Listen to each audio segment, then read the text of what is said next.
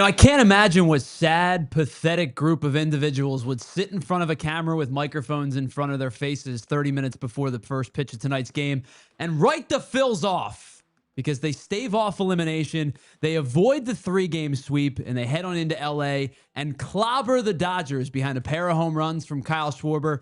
A really strong 2-inning performance from Aaron Nola, and absolute dog mentality from Ranger Suarez, and the Phils live to fight another day. What's up, everybody, and welcome into the PHLY Phillies post-game show. Tyler Zulli, Rich Hoffman, Pat Egan, Julia Hoff producing today's show. Big thanks to Andrew Frazier for everything he did today as well. We are broadcasting live from the Xfinity Lounge, and we're brought to you by our friends over at Bet365 and TrueMark Financial Credit Union. Yeah, the Phils live to fight another day, and they do it in pretty dramatic fashion. There were times during this game, guys, where we were frustrated. We were banging our heads against the table and complaining about leaving runs on the board, but in the end, it didn't matter. The Phillies busted it open against a legend, really, in Clayton Kershaw, and did it in pretty sizable fashion, and they win this one 8-2. And whatever the plan was that Rob Thompson had in place, it worked tonight. Yeah, it did. I mean, look, we all expected Aaron Nola to kind of get shelled, and he actually looked really good in the 2 innings he pitched, to the point where we were sitting there going, would you throw him out there for a third? He elected not to. Bringing in Ranger Suarez first pitch was really the only mistake he made. And then it was like he was just dialed back into being Ranger Suarez and completely shut the Dodgers down, to the point where the Phillies were able to get to Yamamoto, and their approach looked way different. Everything seemed to work out, and now we're having fun. Yeah, I think Rob Thompson, we have talked about how a lot of the buttons that he has pressed, whether there is some logic behind them, or there really isn't a ton of logic behind them, have just sort of blown up in his face. The way he went from Aaron Nola to Ranger Suarez tonight, I mean, it worked to perfection. And guys, they let us get one. I said it before the game. Don't let us get one. We got Santry tomorrow, and then Game 5 at home. They let us get one, the hardest game on paper, and the Phillies win it 8-2. And guys, the big takeaway, I know that the bats got a little bit hot at the end of the game off Clayton Kershaw. But, man, it's just an honor to have Ranger Suarez on our favorite baseball team. I don't know if that might be the last time we ever see him pitch. If it is, it was an honor to watch that guy pitch in big games, because he just is such a dog. He's just so unbelievably tough. As Pat mentions, gives up a home run on his first pitch coming out of the bullpen, and then he settles down and he blanks the Dodgers the rest of the way. And again, that is a Herculean task with how good that lineup is. But just judging from Rangers' postseason, his profile, what he has done in the past, it's not surprising. He does this every single time. That guy, his heartbeat, it just stays nice and low. He does not let the moment get too big for him. It's just a blast to watch that guy pitch. All right, so I think we'll probably dedicate an entire segment of this show to Ranger Suarez, because it's due, and I think it's deserved, because you're right. Everything you brought up and more to Ranger Suarez. The guy is cool, calm, and collected in moments of despair, and the smile that kind of never leaves the face of a guy who looks like he enjoys pitching, and a guy who looks like he enjoys playing baseball. And we'll talk more about him a little bit later in the show. Let's start with the starter tonight, Aaron Nola. The thing that really jumped out to me, I think probably the two things that jumped out to me. First, the velocity was there tonight. Now, I think it was pretty much due in part to the fact that this was the plan. He was probably going to go one time through the lineup, maybe go two, maybe get into a third if that's how this game transpired. But he was up at 95, a couple of different pitches, sat right in the 93.5 to 94 range for a majority of the night. His velo for the night was up about 2 miles an hour on average, compared to his 91.9 per average throughout the season. Now, this, of course, you can do that when you're emptying the tank for 31 pitches, but the velo was up tonight. And then I think the second thing for Nola was he escapes danger in the first. The misplay by Brandon Marsh in center field allows Mookie Betts to get to third. The ruling it a triple, it is a triple because there's no error involved, but mental error. I wish there was a stat for like mental error, because that's a poor decision on his part. He then hits Freddie Freeman 2 batters later. It's first and third with 2 outs, and he comes up with a big out. He gets out of that jam. Second inning, he pitches well. He's able to get out of that as well, and you get 31 pitches from Aaron Nola, of which 58% were in the zone. And, I thought the zone contact was a lot, because that tends to be what Aaron Nola does when he's in the zone, but it was just 2 hard hit balls all night in those 2 innings.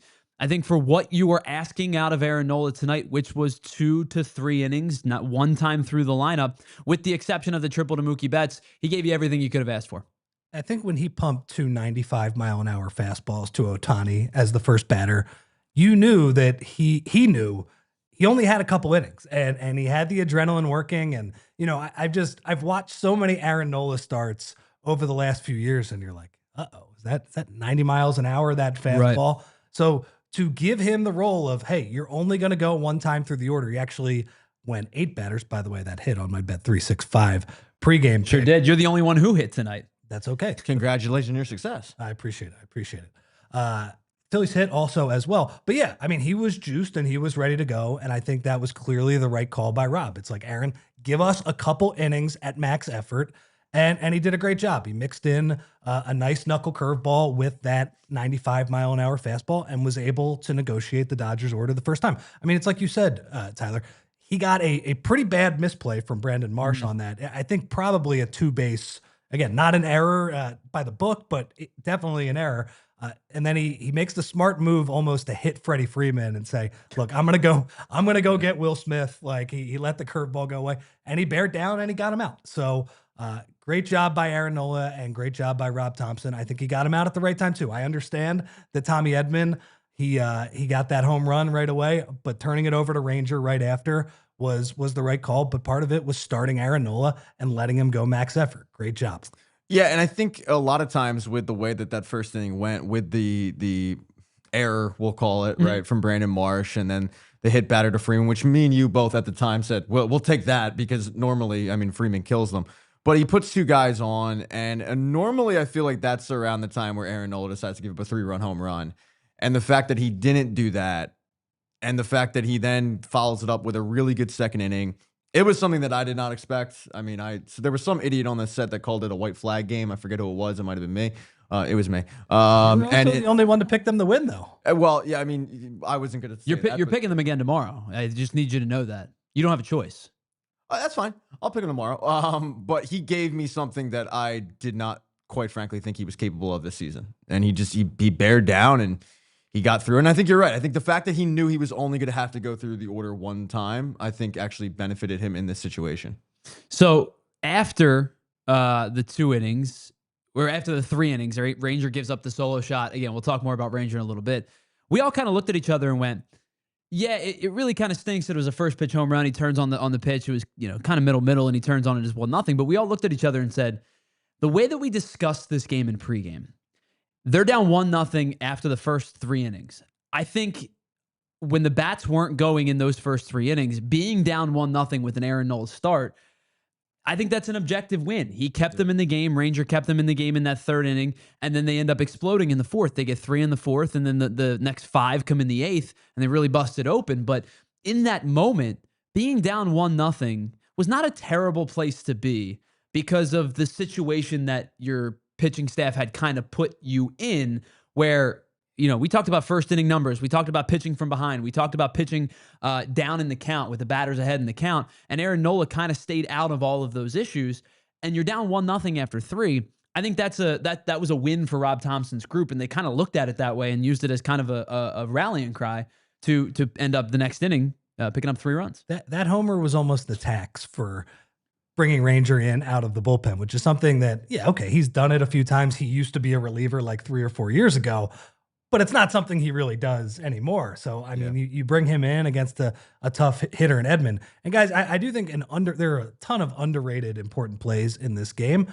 But just that stretch, he gives up the home run to the 9-hitter, and then he gets Ohtani, Betts, and Teoscar 1, 2, 3 after that. And you were kind of feeling, Tyler, you were like, okay, Ranger settled down. He just negotiated the top of that order. It could have gotten completely out of hand if he didn't bear down. Let's see what he can give us. And then he gives you 5 more great innings after that as well. I mean, just a phenomenal job by him. The guy's got ice in his veins. Like, it seems like every single postseason and you said it earlier, he gives you a performance similar to this. I think back to that Game 7 in NLCS game against the Diamondbacks. He clearly didn't have his stuff. Like, it was very evident. He managed to gut out 5 innings. Tonight, I thought he could have went the full game because of how well he was pitching. He was locating his pitches really well. The outside strike was there. His breaking ball was there. he just seemed cool, calm, and collected, and it's exactly what this team desperately needed in that moment. All right, so now that we've brought up Ranger Suarez, let's get into Ranger today, which gets us into our Ace Hardware Home Services built to last segment. And of course, it goes to Ranger Suarez with Ace Hardware Home Services. It is presented by our most trusted partner for home preservation, Ace Hardware Home Services. From heating and cooling to plumbing and electrical, they've got the pros to make sure your home's ready for the final stretch. No surprise tonight, the guy that's built to last is Ranger Suarez. You guys brought it up.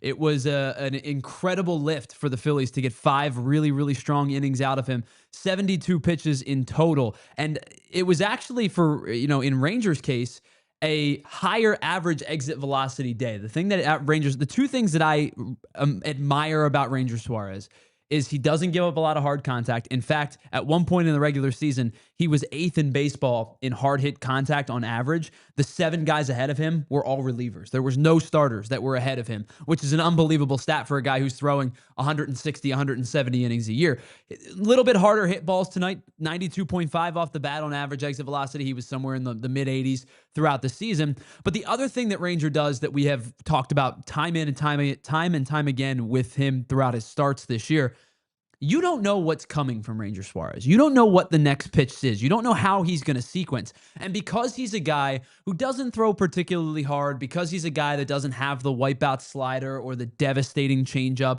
or the 100-mile-an-hour fastball, he and JT and Caleb Cotham have to be able to sequence, and sometimes sequence backwards, right? It's the whole work backwards to certain hitters plays into Ranger Suarez's strength. And tonight, 21 sinkers, 13 curveballs, 12 changeups, 11 four seams, 9 cutters, 6 changeups. He threw all 6 pitches tonight at least 6 times, and 4 of them in double digits. That is a guy who, when he is mixing his pitches well, as he does more times than not in a start in his career, especially over the last 2 seasons, for example, he's a guy that is really, really hard to predict. He's an unpredictable pitcher. And when you do that, Rich, you brought it up midway through the outing. It's 91 up in the zone, and they're not even offering at it I've they're never either seen that. Yeah. they're either looking down in the zone, they're looking breaking ball, they're looking off speed, they're looking to kind of get out in front of something, and it's 91 up in the zone with the 4 seam, and they're walking back to the dugout because they knew it. I mean, another unbelievable performance from Ranger Suarez. Yeah, I mean, he just wins with it. It's not just a blast to watch him pitch because of his courage and just that he's never afraid. It's actually fun to watch him pitch. And Tyler, you also, I mean, you said this too. He is an anomaly in modern day baseball where, he's throwing, I mean, he got it up to 94 tonight. He was juiced for the playoffs, but a guy that lives in the low 90s, but just knows how to pitch, and hitters don't know what is coming. Sure, if they could guess, they would be all over him. But I thought his pitch mix tonight was amazing. I thought his curveball in particular was just really sharp. Yeah. He had a lot of Dodgers hitters looking really stupid with those pitches. And guys, I have the updated Ranger Suarez postseason stats. He has a 4-1 record with a 1.48 ERA, 44 strikeouts, and 1 save in 11 appearances in his postseason career. That's over 42 innings in the playoffs. I mean, that guy we talk about approval rating in Philadelphia. I think Tyrese Maxey is a guy with the very high approval rating. I think Devontae Smith is a guy with the very high Rich approval Hoffman rating. Would tend to agree. high. I think with the people, I think, yeah, They love you. that definitely among the PHLY staff. But yeah, and a more He's underrated, modest too. a more underrated sort of player who just the whole fan base loves. Ranger Suarez is. His approval rating in Philadelphia is just through the roof. If I had to ask you guys, so there are of the 326 pitchers who threw a 4-seam fastball and a qualifying amount of 4-seam fastballs this year, where do you guys think Ranger ranks in terms of average fastball velocity? 326 players. 305. Very, very close. It's 302. 91.3 for the season. He's at 302. I mean, there's Price is Right rules. Yeah, it's 30 guys there, and half of them are your submarine style relievers, right? Your Taylor Rogers, your Jeffrey Springs, who's a starter now but was a reliever for a while. Yeah. There's a couple handful of starters like Shota Imanaga, who has nasty stuff as well. But this is a guy who doesn't blow you away with 100. He doesn't have the 17 inches of horizontal break on his slider. Someone say he can't break glass. I've heard that before. I've heard somebody say that before. But it's a guy who like knows the moment. And I saw somebody said this in the chat a while back and said, Ranger Suarez is your favorite pitcher's favorite pitcher. And I love that quote because it's a guy who situationally knows how to attack you. He knows the scouting report. He knows how to use his breaking stuff to set up the fastball. He knows how to use the cutter on the hands to the righties to set up the changeup down and away. He knows how to use the fastball in on the lefties to set up the breaking ball down and away. And sometimes he'll mix those things in backwards. And like when you watch this guy pitch, it's there's pitchers and there's throwers, and Ranger Suarez is definitively a pitcher. Yeah, you kind of took the words out of my mouth. Like, he just knows how to pitch. You know, I mean, for years we watched Vince Velasquez and thought, if only you could become a pitcher, this is probably what you could be in terms of that like big, fastball and the breaking stuff, but he would just throw. And then on the flip side, you see Ranger Suarez, to your point, that he doesn't throw particularly hard, but he knows how to locate. He knows how to mix things in. He knows how to place the pitch where it needs to be at that moment to keep these batters off balance. And on top of it, it's just like, as Rich said, the moment never seems too big for him. It's as if, before I think game 2, we talked about, all right, like maybe you throw Otto Kemp in there because he doesn't know what he doesn't know. Mm-hmm. Somehow Ranger Suarez knows exactly what he's getting into, and yet he pitches like he doesn't know. Just doesn't care. He doesn't care. And that's something, by the way, that they consistently bring up every single playoff start, whether it be from JT or Rob Thompson. It's like, yeah, like he's just not fazed by the moment. And in come October, you need a guy like that, especially in a must-win, winner go home game. You guys mentioned it too. I said his playoff stats, but he's lost. I mean, the Phillies have lost 2 games that he's pitched in the last 2 playoff series that he's played in, and he really didn't have great stuff in either of those games, but he kept them in both. Yeah, of the those Mets games. start, he labored through that start, rolled up a couple of really crucial double plays. Obviously, they don't win the game, but they probably lose that game by 4 more runs if Ranger isn't Ranger in that game. And it's just a handful. Ethan puts this in our intern. Ethan puts this up. Like you brought that up, the 1.28 career ERA. How about this? Postseason on the road, 0.41. Crazy. Those are video game numbers. I love that guy. That's me playing MLB The Show. That's not you on playing. rookie No, ball. it's not. No, it's not. You couldn't On possibly. rookie ball. You couldn't do it. You're right, because Tyler Zulli doesn't have the command yet because he's still in double A. He does not.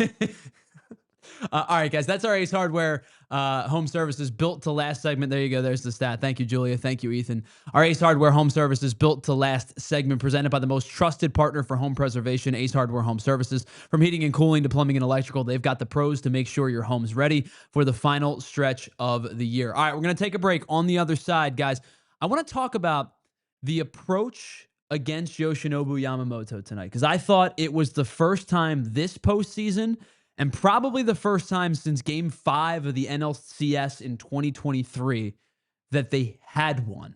And we'll dive into why I thought it worked tonight, and I want to get your guys' thoughts on it as well. It's the PHLY Phillies post-game show. Phils win 8-2 and hang on, and they are still alive in the NLDS. Down 2-1, Game 4 tomorrow. They still have a little bit of a mountain to climb, but that first step, as Rich pointed out, don't let them win the first one.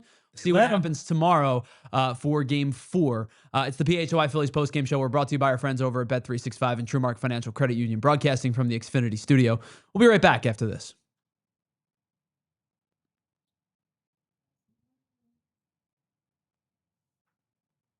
And guys, if your home needs a little TLC or you're dreaming of that next big vacation, maybe even to see one of our Philly teams play away, maybe in Los Angeles tomorrow night, listen up.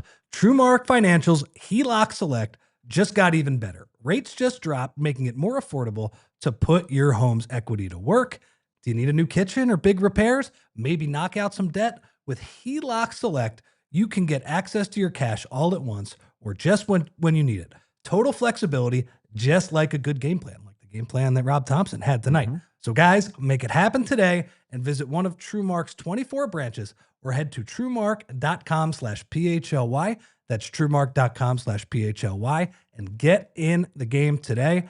Federally insured by NCUA, an equal opportunity lender. Let me tell you about our friends over at Bet365, because whatever the moment, it's never ordinary at Bet365. Find out why 90 million users worldwide have gotten in with the pioneers of live in-game betting. You can live stream 780,000 events across 78 different sporting events. And how about this? You're riding high, you're feeling good, you're watching the post-game show. I'm sure there's something to live bet right this moment across the world. It doesn't just have to be the four main sports or college sports in America. You can get in on all the action all the time with our friends over at Bet365. And how about this? New users right now, deposit $10, place a bet for $5, and use the promo code PHLY365 to get $200 back in bonus bets, whether your bet wins or loses. You can use that money on spreads, totals, player props, futures, and so much more. And you find out why it's never ordinary at Bet365. Must be 21 and physically located in PA. If you or someone you know has a gambling problem and wants help, please call 1-800-GAMBLER. All right, welcome back to the PHLY Phillies podcast, the PHLY Phillies post-game show. Tyler Zulli, Rich Hoffman, Pat Egan, Julia Hoff producing today's show. Ethan Hartley helping out with us as well as our associate producer. And I want to say hello to everybody in the chat. I know some of our Phillies fans are starting to head to bed. They're heading to bed happy tonight. But everybody who's here, whether you are here for the first time or here for a long time, I appreciate you greatly. And I can't thank you all enough for being a part of today's show. Did you just pull a first time, long time? I did it again. That's 2 nights in a row. It's 2 nights in it's 2 nights in a row I've done that. I think the rate. Listen, man, I spent almost 7 years in radio. You spent what, a decade in radio? Yeah, that was a long time, first time guy. It's fair enough. Fair enough. All right, let's get to some of our super chats before we get to the conversation about Yamamoto tonight. This one comes from Dan Mormick. It says, is there any doubt that we get 7 innings, 1 hit, 0 runs from Sanchi tomorrow? Listen, we've talked about Christopher Sanchez on this show ad nauseum. You're probably tired of me saying the exact same thing. So I'm going to let these two guys tell you how they feel about Christopher Sanchez, because you know I love the dude. I have been a Christopher Sanchez fan for 4 years now, even when he was only going one time through the lineup against the Diamondbacks in the 2023 NLCS. But I'm going to let these guys tell you how much, what kind of confidence level they have in Christopher Sanchez. Hi. Yeah, same. I mean, all right, that's the PHLY Phillies podcast. Yeah, I mean, I don't know. I mean, he was great the other night. Yeah, he was great. Yeah. The pitching has not been the problem for this team. The pitching has not even been close to the problem. I mean, up into this game, Christopher Sanchez and all of a sudden, Jesus Luzardo. Thank you. I don't know ball. Jesus Luzardo and Christopher Sanchez were the only two guys to really show up for this team. And after what I saw in the regular season and what I saw in game 1, I have no reason to think that that's not going to continue in game 4. Frank Barber, thank you for the super chat as well. So you're telling me there's a chance? Yes, Lloyd Christmas, there is a chance. Percentage wise, it goes up. The numbers you posted in your article this morning, your newsletter, Rich, was what, 88.9% heading into today's game? Yeah, no matter how you looked at it, a team going down 2-0 and a team going down 2-0, losing the first 2 home games since they changed the format to 2-2-1. Yeah, 88.9% chance that the other team wins. I have to imagine that number dips a little bit, right? Yeah, a lot of Sarah Langs had the stat or had the numbers. I forget the exact numbers, but a very high percentage of those series turn out to be sweeps.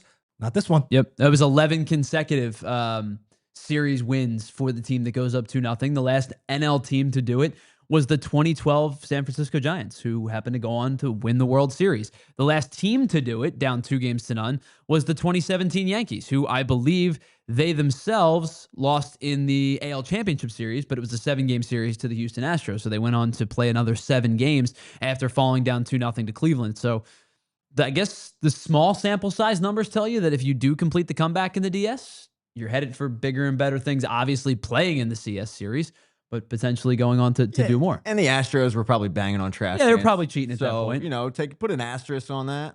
All right, guys, so let's get into Yamamoto starting tonight. And the reason that I was concerned about him on the mound this afternoon and this evening, not just because the Phillies were down 2-0, but because of his pitch sequencing and the way that he goes and attacks hitters. It's a lot of fastball early. It's a lot of split late. It's a lot of breaking ball late. He throws 6 or 7 different pitches. He uses them pretty effectively most of the time. The splitter was the pitch that bothered me. It was the one that they're going to beat the ball into the ground, right? They're going to ground out 12 times. You said 15. I said 15, I think was the number I used. 15, yeah. And to the Phillies' credit, and really for the first time, like I said, since the 2023 Game 5 of the NLCS, they had an approach tonight that was, well, first of all, it existed. And second of all, it was make Yamamoto come into the zone. Make him throw strikes. If he's going to try to go breaking ball heavy, which he threw a decent bit of non-fastball stuff, 13 curves, 13 cutters, 12 splitters, make him come back into the zone, and then we'll figure out the at-bat from there. And Julie, if you can post the graphic, the Baseball Savant graphic, the one that just got in it got in our Slack channel. I apologize. The one that's titled Ranger, which it's not real creative name. Yeah. Anyway, there you go. That's the one. And I apologize if it's a little bit hard to see, but this stood out to me, guys. And what stood out to me in this list is the fact that the Yamamoto was in the zone at 52% today.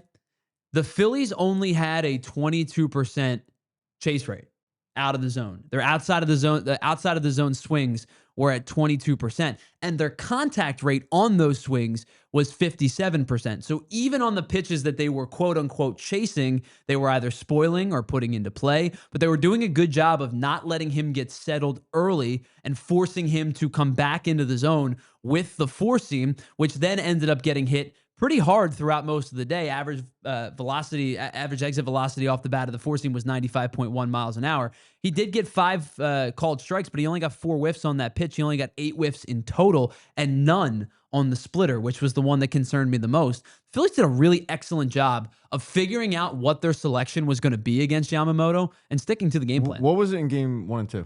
Their chase rates? Yeah. I'm just interested if you could. I'd have to go back and find it, but yeah, I mean, I think in games 1 and 2, it wasn't even the chase rate. They were just missing balls inside the zone. I mean, there were elements of chasing, right? Like yeah. Bryce last game, he was definitely chasing. Yeah, it did not get off to a great start, Tyler. Trey Turner bunted a ball that would have hit him in the face. Kyle Schwarber got out on one pitch. I actually think Bryce Harper, him working that walk right away, that was the first good at bat. And then Bohm works a pretty good at bat, and he hits it pretty close to the warning track. And Pat and I were talking about it. You know, Yamamoto makes it through the first 3 innings, but it felt like the Phillies were on him. And you're right, Tyler. It felt like they were spitting on pitches outside of the zone. I'd love to know how many 2-0 and 3-1 counts that they got into. It just felt like they were spitting on the bad pitches from him.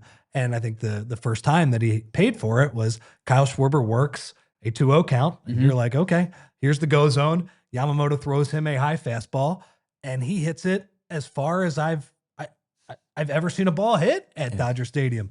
The Matt Stairs one, I mean, it really felt very similar. It went out of the ballpark. Yeah. It was a little cleared the ballpark. It was a little further towards the line than the Stairs shot, but yeah, I mean, like he hit it at the pavilion at the top. And I believe I saw a tweet that the 2 hardest hit home runs of Kyle Schwarber's career, this is every single game. Both came in the postseason. The first one was the one off Yu Darvish in San Diego a few years ago. And this one was number 2. So he really saves. He hits nukes from March all the way to September, but he saves the hardest hit ones for October. And that ball was absolutely killed. There's an amazing screenshot of Yamamoto looking back in horror at how far that ball was hit.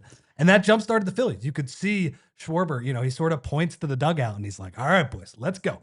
We're on them. We can get it going. And, you know, they ended up stranding a bunch of guys, and actually they had to wait until Clayton Kershaw was thrown in as sort of the sacrificial lamb. And I could see the chat talking about Brian Anderson's comments. We'll get there in a sec. But I thought it started with them having good at-bats against Yamamoto and getting him out of that game early. So, Pat, to answer your question, it was 28% chase rate in both games, but the difference was the contact of those pitches out of the zone against Snell was 41%. The contact against Shohei Ohtani was 0% on those pitches. That's not good. Out of the zone. And by the way, the average exit velocity against Snell, 81.5. Ohtani's was a little bit higher, but it wasn't to the 95 that they got to Yamamoto today for. You know, they did a really excellent job of when they were they got ahead in counts, they took advantage. Now there were some at bats. We talked about like the 2 on nobody out situation, or 2 on 1 out situation, 2 on nobody out situation actually, where Schwarber strikes out, Harper pops up, and then Marsh strikes out. But that would, you know, sometimes you tip your cap to Bandit. He pitched well in that inning, but they did a really nice job, especially against Yamamoto in the 67 pitches that he threw, of making him get back into the zone. And when he did, that's when they beat him. Yeah, I mean, in that particular instance, he got a little help from Brandon Marsh. That's the first time I've ever seen a batter get called on the time situation. But in that moment, you thought, okay, like this better not come back to bite them. You really hope that we're just sitting here laughing about that moment, which we are. Their approach was way different. And Rich, I got to give you credit because in the pregame show, you said, like, look, like we're all kind of scared of Yamamoto because he's going to finish top 5 in the Cy Young. That's what we've talked about before. But there's always, one every like 5 starts. He doesn't look like Yamamoto. He tends to walk guys. And those first 2 batters, I mean, Yamamoto throws 4 pitches. And it's like, oh, crap. I mean, this is going to be the same. And all, on top of it, I said aloud with the Trey Turner bunt, this just screams desperation. And then you're right. I mean, you've got a really good at bat from Bryce Harper where it doesn't go their way, but it ends up being a really good at bat where he ends up getting out of the inning. And I'm like, I'll take 13 pitches at this point because he went into that at bat at 4. I'll gladly take 13 pitches. And then they just proceeded to put together good at bat against good at bat against good at bat. And it's the first time, all to your point, since game 5 of the CS that we actually saw an approach that wasn't just, hey, boys, like slam a Monster Energy drink and grip it and rip it, which is what we've pretty much seen this entire postseason. That's a great point, Pat. I mean, it really is the Monster Energy drink part especially. Thank you. But no, I mean, it really is their first performance since game 5 of the 2023 NLCS when they were locked in. I know that they came back against Severino last year and the Mets, but I mean, that was just a great moment against an awesome pitcher. I mean, they really bared down. And honestly, guys, it probably should have been a little bit more. I mean, they survived 2 pretty disastrous stretches. Tyler, you mentioned the first one where they had runners on second and third, and then Harper and Schwarber before him up, and they can't get it done. And then, I mean, they get Trey and Schwarber on first and second to start an inning. You get Schwarber getting backpicked on the play as the non-lead runner. Like you see people get backpicked, not all the time, but you see it happen. Usually it's the lead runner or the only guy on. It's very rare that a catcher will give up the base because as soon as the backpick throw came, then obviously Trey Turner took third. But it's very rare you'll see a catcher willing to give up the lead runner base to backpick the runner that's trailing. And I don't know if Schwarber. I don't know if he thought Trey Turner was stealing and then Turner stopped and Schwarber stumbled. I think that's what happened. I thought he spun his wheels. Maybe he spun his wheels, but like it was weird. It was a weird situation. And it's, now we can kind of look at those situations and laugh them off a little bit because we can say, well, they won the game. Yeah. But we were out there when it was 3-1, sitting out there, slamming our fists against the table and basically saying, if they come back to win this game, meaning the Dodgers come back to win this game, these are moments that we'll turn to. These are moments that we would be really, really frustrated at. So needed to be cleaned up, but you can do that with a little bit of more clarity because you win the game. Well, and look, in the first 2 games, those were this has been a series where the Dodgers do end up coming back. They do end up making the Phillies pay for those situations. In that particular instance, I thought that it actually benefited Will Smith that the ball was in the dirt because he blocked it. And at that point, he looks up, he grabs the ball. Trey Turner's probably at third base at that point. There's no point of throwing it. I don't know what Kyle Schwarber exactly was doing, but it didn't work out for them. But you end up blowing up the game, and when 75-year-old Clayton Kershaw comes in. Shout out to Dave Roberts on that one. So yeah, we can all laugh about this and point and have a good chuckle about it. But if they ended up coming back, I would have been miserable. We talk about getting the big hit and coming up in clutch situations. Phillies didn't do that tonight. They were 0 for 7 at one point. Yeah. Is that what they ended? I don't know if that's what they ended, but at one point they were. At one point during when they got to 0 for 7 tonight, they were 3 for 21 in the series with runners in scoring position. I think they had 2 hits in the first game, 1 in the second, or maybe inverse, and none to that point. The tonight. 0 for 7 was definitely with the Turner Schwarber thing because I asked you at that point, like they've got to be. Yeah, I mean you could there were 4 of us here, 5 of us here watching the game. I mean there was no greater shouts of frustration than after that inning transpired, and like.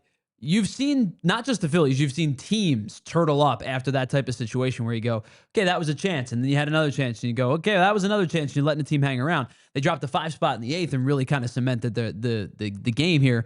But it was a situation that was in flux for quite some time because there were opportunities to be had and they weren't taking advantage. And thankfully the 5-run 8th really kind of busted the door down. But by the way, the base running was not bad all night. You had a double steal that got Yeah. wasted by Harper Schwarber had one really and good- Harper. You had Harper.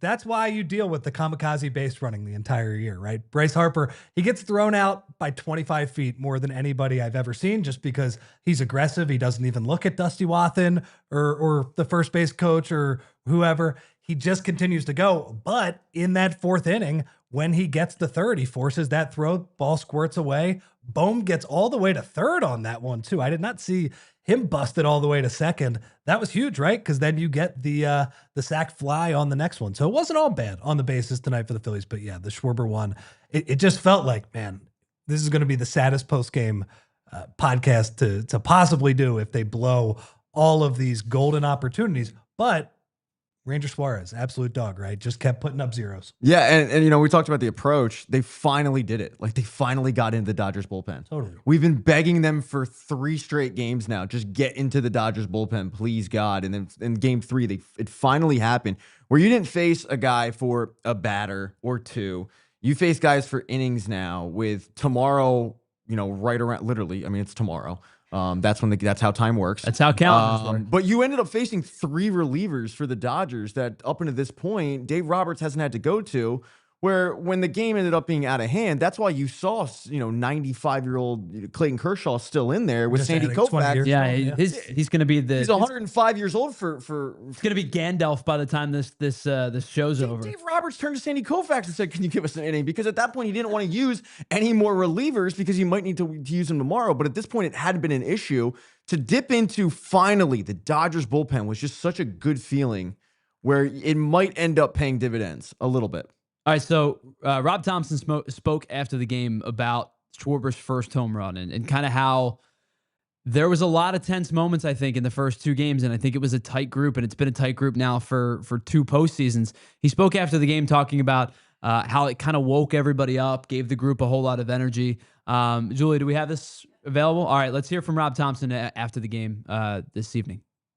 Yeah, I think we had good at bats against them for sure, and we got them into some counts where we expected some fastballs, and I think the Schwarber home run just sort of woke everybody up and got a lot of energy going in the dugout.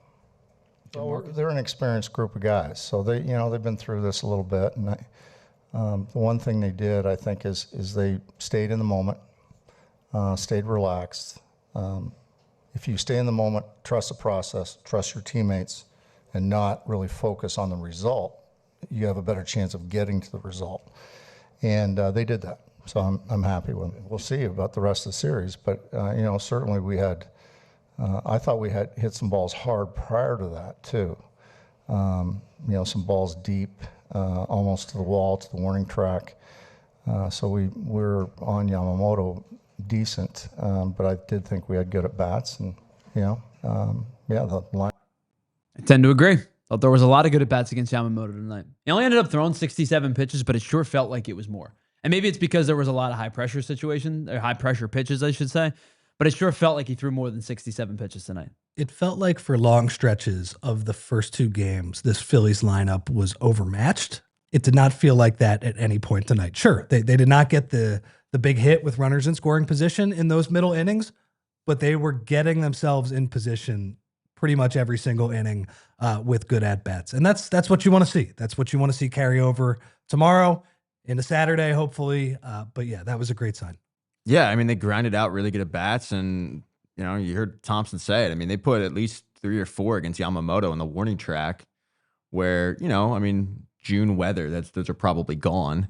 But it was pretty evident early on that they were hitting him hard and they were seeing the ball well. And it just goes back to the approach that we've been kind of begging them to have. They finally had it. They were finally putting together good at bats and making a guy work and finally dipping in the bullpen. So hopefully it does carry over tomorrow. Because I mean, you said it, like, don't let them get one. I'll add on to it, like, don't let Schwarber get hot. He finally breaks out of an 0 for a million slump. It seemed like, at least.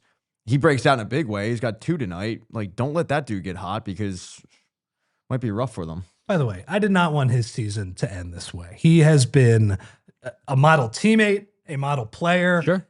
I admire him so much how he's made himself just a fundamentally better hitter, a more versatile hitter with less holes in his game in his mid-30s.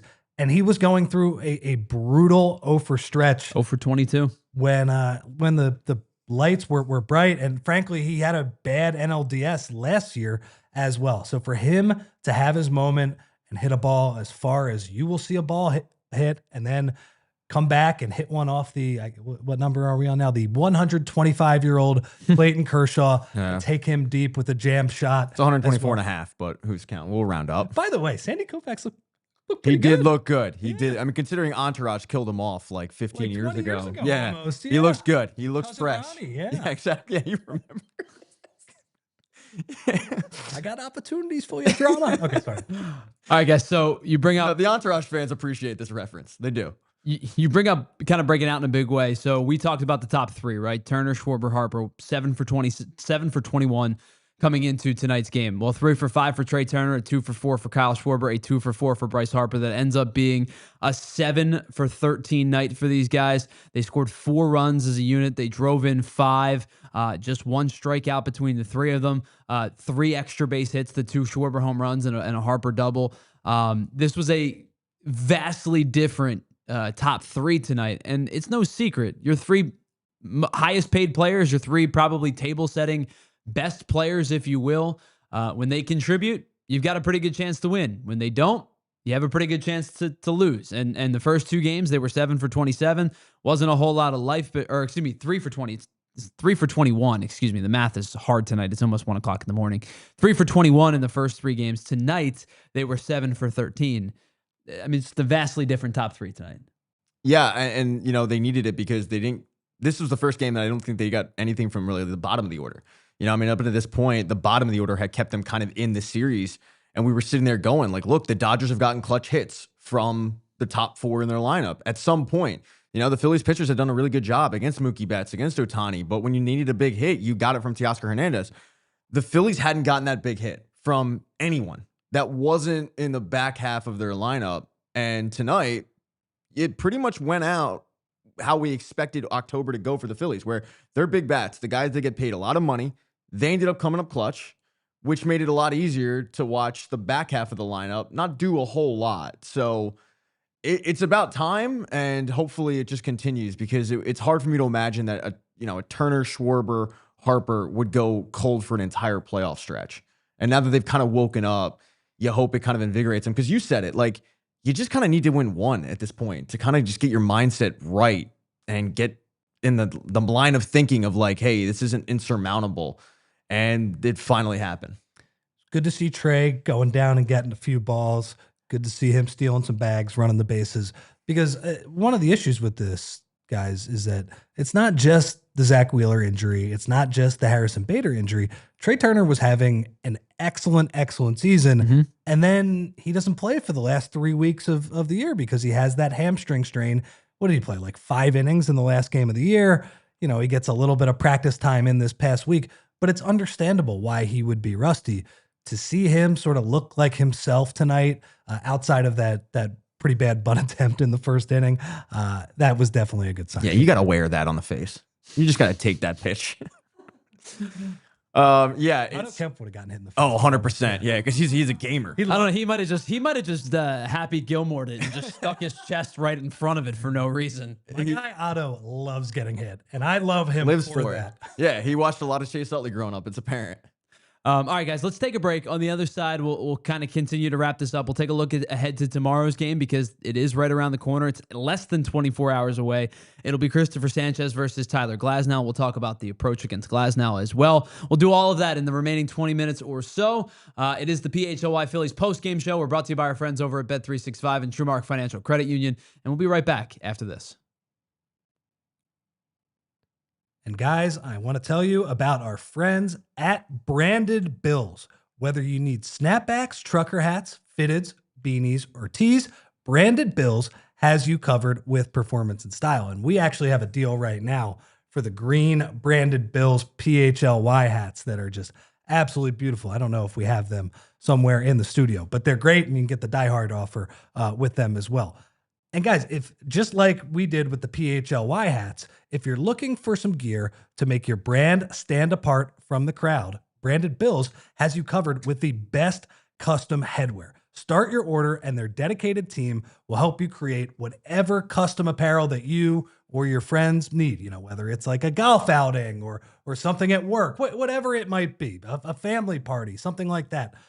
Branded Bills, they are the people to call up. And they also have a partnership with Penn State as part of their campus collection, some of the best Nittany Lions hats out there. So head on over to brandedbills.com and use code BBPHLY for 15% off your first order. Well, guess what? Your favorite team won tonight. Now there's another way to win as well, because you can always win on the BetParx online casino app. Check out the brand new casino games like Huff and More Puff and Fireblaze Sky Queen, which is a BetParx exclusive. It's part of the reason as to why it's the only app I ever use to play all my favorite casino games right in the palm of my hand. I'm a big blackjack fan, but you can play blackjack, roulette, craps, poker, baccarat, online slots like Cash Eruption and 88 Fortunes. And how about this?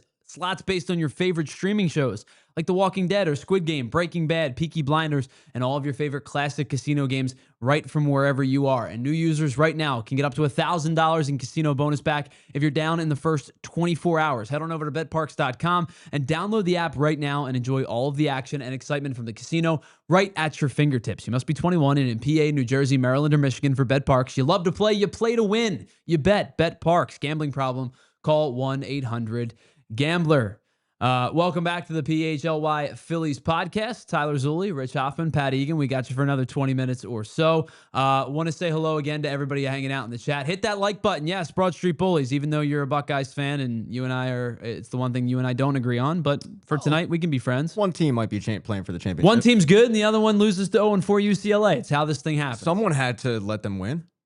Yeah. It's, Good job by James Franklin to take accountability for that. Yep. Yep. All right. Anyway, back to the Phils. We got a couple extra super chats in here. Nolan Reese says, first postseason win ever seen in person. Just got back from the game. Oh, that's awesome. Section 6 TD was rocking tonight with at least 6 other Phillies fans. Unsurprising. Bought tickets for tomorrow night, too? That's the way to go. How much? Good luck chart. Game Time app. How much did he pay for the tickets tomorrow? I'm very curious on that. I looked at Game 3 tickets at Dodger Stadium to compare them to what they were. That's why I want to do it. Yeah. So first of all, Citizens Bank Park tickets are disgustingly expensive. Like, we can all agree upon that. Very but true. I saw a couple at Dodger Stadium for like $180, $200. I mean, they weren't like the greatest seats in the world, On but the secondary market. yeah, on Game Time. Yeah.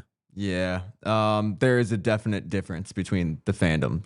I mean, you're not going to see Mary Hart behind the plate in Philly because she. Yeah, that's what I'm saying. They weren't terribly They know expensive. they know they're in trouble. That's why they're going down. I mean, They know Sanchi's on the mound. they still hold the series lead. I'm not going to say they're in trouble. Oh, here we go. They have life. Mary Hart knows they're in trouble. Mary Hart is terrified right now. She's on entertainment tonight, and it's not entertaining for her.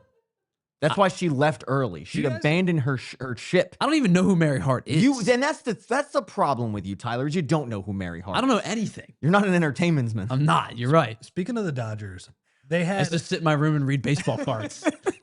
Might think I know Mark Grzelcyak's 2001 stats. That's a good point. Do you guys remember? This is easily my favorite celebrity fan ever.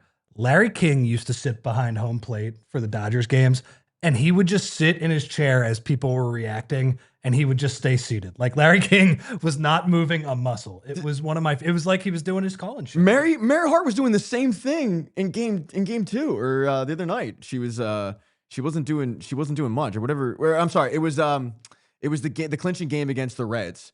Like the whole crowd's up, and it's like, Mary, you got to stand now. Like this is how this works. She probably took the baton from Larry. Probably, yeah. They handed off the baton. Yeah, absolutely.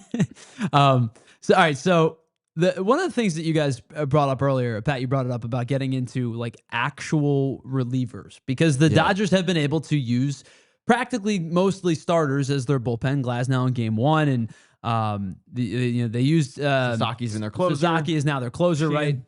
right? They've used Emmett Sheehan. Now they did use Kershaw tonight, who got roughed up, and it almost got to a point where I'm like, oh no, It was elderly You're abuse. doing this to a legend. This is 135 not like, years old. Yeah. I mean, he's closing in on the bicentennial at this point. Ryan Anderson He'll be here in Philadelphia for the 250 year. Yeah. He'll be back. I mean, he hung out with, Lafayette and George Washington Yeah. and all those. He was there with Abner Doubleday when they created the game. Yeah, when they wrote the song Alexander Hamilton, they were going through all the names. They only had room for 4. They left Clayton Kershaw. Kershaw was there in the original cut. It was him or Marquis de Lafayette, and they decided to go with the Frenchman. Yeah, I actually felt bad for him. I did. I was like, I know what you're doing, Dave Roberts, but like, it's a rough look for a Hall of Famer, man. He's getting crushed. So I think he recorded 6 outs, but the Phillies gave him 3 outs. They gave him Schwarber getting backpicked. What was the other one? Bryce getting thrown out at home. And there was, the ball hit to the wall. They didn't give him that out. Ball got crushed, and the center fielder Brandon Marsh hit the ball all the way to the wall. Yeah, the center fielder Justin D made a good play. Made a great catch. Yeah, I mean, they were absolutely smoking him. Now, I got to say, Brian Anderson was like giving him a tribute as he was getting shelled.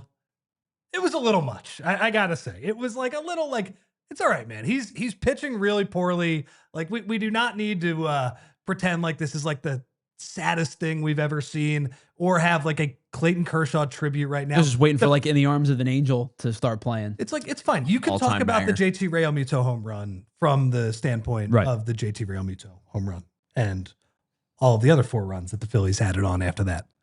The one thing I will say, I saw a stat, our old buddy John Foley, I think, posted it and said that the first time that Clayton Kershaw made a postseason appearance was against the Phillies in 2008. We faced, I think it was Victorino, Rollins, and Feliz, I want to say, or somewhere in that grouping. We're talking about 17 years ago. I mean, the guy has had an unbelievable Hall of Fame career. Like, he's going to be a first ballot Hall of Famer. Yeah, but we don't care about that. And he went to school with Matt Stafford. Like, that doesn't get mentioned. I've actually never heard that story before tonight when you told me. Really? Wow. But it was funny. They did say, just kidding. They say that all the time. They did say the one curveball that he flipped up that was like, I don't even know if it was a curveball. I think gravity just brought it down. They were like, yeah, that's a 22-year-old mindset with a 37-year-old body. And I'm like, yeah, I mean, the guy's thrown 8,000 curveballs in his career. I don't know how his wrist and elbow are still like functioning. Yeah, I mean, I've always been a big Kershaw fan. Me too. I liked watching him get shelled tonight. But he looked 37 years old. Yeah, you got a little Brian Anderson in you. Yeah, I do. I mean, like a little bit. I'm a nerd when it comes to prospects, so I was like all over Kershaw when he was in like AA. And with that said, I wish that he would start tomorrow. I think he's fresh. I think he's got a good arm. He's obviously loosened up. Like, start him tomorrow. Don't be a coward, Dave Roberts. Like, I was followed by Blake Trinan and Tanner Scott. Absolutely. And I think that's the winning formula if you're the Dodgers. Yes, for sure. Want to hear a great stat about Ranger Suarez, guys? Yeah. OptaStats has this. Since pitches were first tracked in 1988, Ranger Suarez is the only major league reliever ever to allow a home run on the first pitch he threw and still throw 5 innings and get the win. And I think he could have thrown 7. I do too. I think he was in cruise control. You know, I mean, we were talking about it in the moment, but when they interviewed, or I forget who the sideline reporter was, but she said that Rob Thompson had said Ranger Suarez could go 90. They interviewed Rob Thompson. He said he could pitch 90. He basically could pitch a full game, and we all said, well, then why didn't he start? You know, because there was the whole like conventional theory of like, well, he must be injured if he's not starting, and he ends up only throwing 72 pitches, and I really think that he could have easily done the full game if they needed him to, because he was just in control that much. Well, and that would have been, by the way, that would have been a very controversial decision to take Ranger out in that spot and go to they're on for 2 innings. It looked like that was kind of the plan. He was warming up in the 8th, and I think that may have ended up being the plan. So let me ask you this, with Ranger specifically. Usually day 3 is a bullpen day for a starter, right? So day 3 for Ranger Suarez would be Saturday, assuming there's a game 5, or if there's a game 5, is Ranger on the table? I think he's on the table. I think Aaron Nola's on the table. Like, look, Aaron Nola's been a guy that I've been crapping on all season, but like, he pitched well. And I agree with you. I think both of them would theoretically be on the table in that situation. I'd be interested to see who he goes with. But yeah, I mean, I would think Jesus Luzardo would go, but it's such a bummer that he wasn't on the table in game 1. Or I mean, maybe he was on the table, but the fact that they didn't pull the trigger in the 7th or the 8th inning. Maybe you go Strom and then Ranger to get to Duran at the end of that game. But yeah, I think you've learned your lesson. He should absolutely be available for an inning or two in Game 5. All right, guys, let's pause one more time. We got another break to hit, and then we're going to start to shift our mindset to Game 4 with Tyler Glasnow on the mound for the Dodgers, Christopher Sanchez on the mound for the Phillies. We'll do that on the other side as the PHLY Phillies post-game show. Phils win 8-2 and stave off elimination. Still quite a bit of work to do, but step number 1 is complete. They are down 2-1 in the series of this best-of-5. Game 4 tomorrow night. We'll tell you what fun we got coming up at PHLY in just a little bit as well, but we'll do that on the other side here on the PHLY Phillies post-game show. And guys, do you remember when our guy Brandon Graham strip sacked the GOAT for the first Philadelphia Super Bowl ever? Of course you do. I do. Well, now BG is bringing us his Crooked T strip sack pack so we can savor the flavor. What is the strip sack? What is the strip sack pack? Well, it's big, it's heavy, and it's juicy. It's the kind of pack that you want to show off. You already know. Crooked T is 0 sugar in all flavor, and the strip sack pack is stuffed with 24 cans and collectible trading cards by Jordan Spector. Some cards are even signed by BG himself, and every case, it's packing heat. From the fridge to the tailgate, this is one sack you're going to be proud to display. So grab yours today at a store near you or on GoPuff. And for our guy BG, we have to send a shout out to the Philly area bars carrying Crooked T, and that's Sport and Social Allentown, Garage Fishtown, City Tap in Logan Square, and Wicked Wolf on Chestnut. Go check them out for game day or a night out and tell them that PHLY Sports sent you. All right, whether you're starting to think about having to fix an outlet or something a little bit larger like plumbing, heating, cooling, listen, I am not a pro. I call my friends who are pros. That's our friends over at Ace Hardware and Ace Hardware Home Services because they know how to get the job done right, and they're going to do it to your standards, plus whatever their standards are, in a timely manner and make sure that you are satisfied with the job the first time. And with our friends over at Ace Hardware Home Services, they offer heating tune-ups, plumbing fixes, generator fixes, emergency repairs. Their experts handle it all with no guesswork, no stress. They're just the local pros that get the job done right with satisfaction that is guaranteed. They're trusted local pros that are right to your door and help you find all of the help that you're looking for to get your home ready for maybe the colder months, right? If your heater's on kind of been down, you didn't have to worry about it because it's still been fairly warm. Well, the chill is starting to get into the air. We're getting into mid-October. You don't want to end up having a cold house all winter. Call our friends over at Ace Hardware or visit acehardwarehomeservices.com to get started on your next project today. Welcome back to the PHLY Phillies post-game show as we wrap things up here. Tyler Zulli, Rich Hoffman, Pat Egan, Julia Hoff producing today's show. Let's turn our attention to Game 4 because it will be quick. Quick turnaround, 6:08 tomorrow, 5:40 pregame show. And by the way, we're going to have a fun day here at PHLY. Us here at the PHLY Phillies show, plus the PHLY Eagles crew, plus the PHLY Flyers crew for a night-long watch-along. We're going to start at about 6 o'clock for first pitch with the Phils. We'll roll right into Thursday Night Football with the Eagles. We'll go through the opening night game against the Florida Panthers for the Flyers. There you go. You see it. We have a really fun night ahead of us tomorrow here at PHLY. It will start with PHLY Phillies pregame show at 5:40. It will end whenever postgame shows are over. It might be 11:30, 12 o'clock, 12:30 at night by the time the Eagles are done. We have a lot of fun coming up here at the PHLY studios in the next 24 hours. Happy to be a part of it. Yeah. We've got our little cartoon heads down there. We got to get Pat a cartoon head. Yeah, We just put a picture of Pat. I have one of those faces where it's probably best that we just make it cartoonish.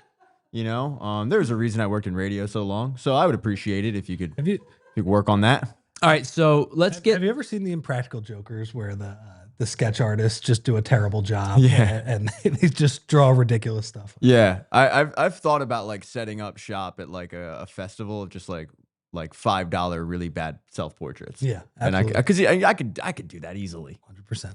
Do you have to do it like as bad as you possibly can? Like, is it intentionally done? Oh, that I'd way? butcher them, yeah, but for $5, I mean, you know, You'd start a $5, but it's for bad portraits. yeah, it would be intentionally bad portraits, and All I right. could easily because I'm not an artist. I'm not Ranger Suarez out here painting pictures.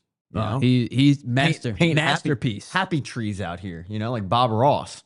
No mistakes, just happy accidents. Exactly. There was no mistakes really. No, other there than weren't. the There solo was home run. there was one accident. That was it. All right, guys, let's turn to Game 4. Tyler Glasnow, Christopher Sanchez. So Christopher Sanchez obviously started game one of this series. He goes 5 2/3 innings. He ends up giving up 2 earned runs. He strikes out 8. He walks 2. He gives up 4 hits. For the most part, I thought he was in control of that game. I mean, so was Shohei Ohtani. It was a really good pitching, duel for the first 5.5, 6 innings. But last time he went out was what will be 5 days ago. He'll pitch on regular rest. 94 pitches, 61 strikes, 9 ground balls, a little bit less than normal. But he also did have a higher strikeout rate with 8, so that accounted for 17 outs right there. That's all of his outs basically. With him on the mound, I feel really confident in him. Now the question is, how do you get to Tyler Glasnow? And you brought it up, Rich. It's kind of a similar format, perhaps, to what you did to Yamamoto today. You force him to come to you. You force him to attack the zone. He does have incredible stuff. Power fastball, good breaking ball. He's deceptive with his windup. He's got really, really good stuff. But the one thing that you can get after Glasnow for, and they did it in the start in April. Now, granted, it was pouring rain and they probably should have stopped the game, but they also did it a little bit in the 8 batters that he faced in his inning in 2/3, where they had 4 runners ended up getting on. If you can sit him out and make him throw strikes, he's a guy whose whip is over 1 practically because of the fact that he does sometimes have a higher walk rate. He had 43 walks in 90 innings pitched this year because he doesn't give up a ton of hits. He only gave up 56 hits in 90 innings. So, like, when he's not walking guys, he's missing a lot of bats. He's throwing, he's getting deeper into games, and the stuff is nasty. So you have to make him work just the way you did Yamamoto this evening. He was good in Peaky Blinders too. I didn't put that together until you mentioned it, and it is uncanny. Yeah. They look exactly alike. It's crazy. Yeah. I go 28 weeks later, or 28 days later, but that's fine. Yeah, I would go Scarecrow, but we all have a different Cillian Murphy. Yeah. Hopefully it ends up being Oppenheimer's though, because it blew up. Anyway, but yeah, is that an atomic bomb? That joke? is an atomic bomb joke. I felt like enough time has passed. Anyway, yeah, you hope that you can get to him and put together good at bats. Basically, have the same exact approach that you had tonight, that you can get after him. And you're right, he's not throwing a ton of he's not giving up a ton of hits. So get after that bullpen that you were finally able to get to tonight. I don't think either manager has really performed all that great in decision making. So let's make life uncomfortable for Dave Roberts, where you can, force him to second guess and maybe pull Glasnow a little early because of the fact you're putting together such good at bats, and make life uncomfortable. I'm a big proponent of Baseball Savant. I think it's an awesome tool. You don't say. I love, clearly, Nerd. obviously. I love this website. There's a lot of red on his Baseball Savant page. Fastball velo, average exit velocity, whiff rates, K rates, hard hit percentage, extension. He's 6'8" and he barrels down the mound at you at 100% extension rate. Like, he's getting basic. It feels like when he's releasing the ball, he's 40 feet away instead of 60 feet 6 inches. But the 2 blue spots in his season this year, he's not generating a ton of chase, which means when he's out of the zone, guys aren't going after him, and he's walking guys in the 7th percentile. He's at almost 12%. That to me says, throw me strike 1. And hey, if you get strike 1 and it's a belt high fastball, you got to go after it, right? Especially situationally, you got to go take advantage of it. But if he tries to flip up a first pitch curveball, first pitch slider, whatever it might be, throws you a sinker on the hands or something like that, and it's a strike, you see a couple of pitches. I think it's a fairly easy formula. It's easier said than done because his stuff is really, really good. It's about 96 on average with the fastball, heavy slider, good curveball. Those are really probably his best pitches, but he does use the sinker quite a bit against righties. But I think it's a pretty easy formula when you look at that and you see, wow, his numbers are great, except for the fact that his walk rates stink and he's not generating a ton of chase. Yeah, it's too bad that it's not going to be like pouring rain and cold, because he was just not up for the challenge in that April start against the Phillies. Was that the Nick Castellanos grand slam? Yes, it was. Now, it wasn't off him. They brought in a Vesia. reliever. Was it Vesia? Yeah, it was Vesia. I think. Yeah. But Tyler Glasnow, when things are going good, yeah, I mean, he's got really good stuff. I would imagine also tomorrow, because Clayton Kershaw, the 165-year-old pitcher, went for all of those innings tonight, I think we're probably going to see Sheehan a decent bit tomorrow. I think we're going to see Vesia tomorrow as well. Those are probably the three guys you're looking at.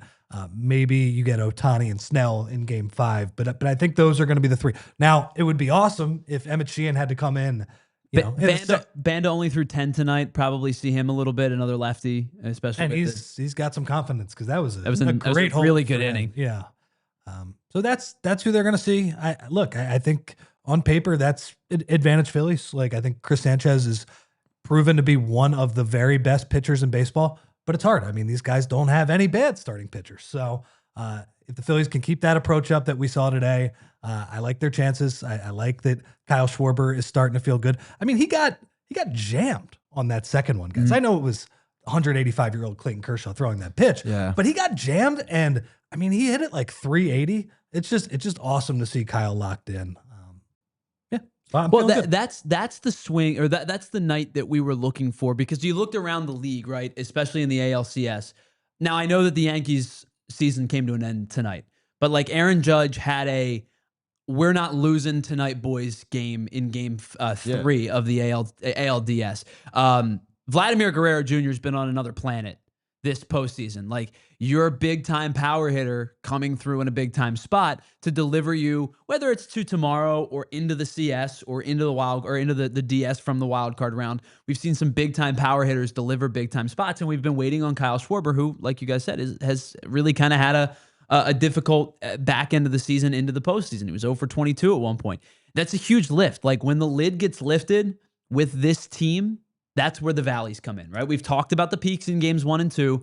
That's where the valleys come in game 3. That's where it gives you some hope and excitement heading into game 4. Yeah, I mean, look, we've all played sports, and sometimes when you're going through a slump, you just need a confidence game. Meaning, like, you need to play the bad team. You need to play the team that has no business being there. And in this situation, even though they had played really well up until this point in this particular game, when 195-year-old Clayton Kershaw came in, it makes you wonder. The fact that Dave Roberts kept him in there to not get cooked, but get burnt. I mean, Chavez Ravine smelled like burnt toast, apparently, the entire stretch of him being on the mound. It makes you wonder if just keeping him in there was a mistake, because it gives guys like Schwarber confidence where, yes, that one home run wasn't a mistake because you get 2. Trey Turner getting, multiple singles in this game. Bryce Harper doing the same thing. It wasn't just a fluke. It was multiple times on base, and a lot of it had to do with the fact that you faced Clayton Kershaw this game. You hope that it does carry over, and because of the fact that it was multiple times on base, I have the utmost confidence it actually will carry over to tomorrow. Well, I do want to say congratulations to Clayton Kershaw for not only likely being a first ballot Hall of Famer, but for officially becoming the oldest registered human to ever live. 122 years old is the record on note. Brian Johnson's he now is officially the oldest human being to ever live. All right, guys, let's wrap this thing up. It's 1 o'clock in the morning. I think we all want to go to bed. 1:23 to be exact. Julia notes to the second. She said, "Wrap it up. We're time to go home." So we'll be back tomorrow, 5:40 for pregame, and then a watch along for every pitch.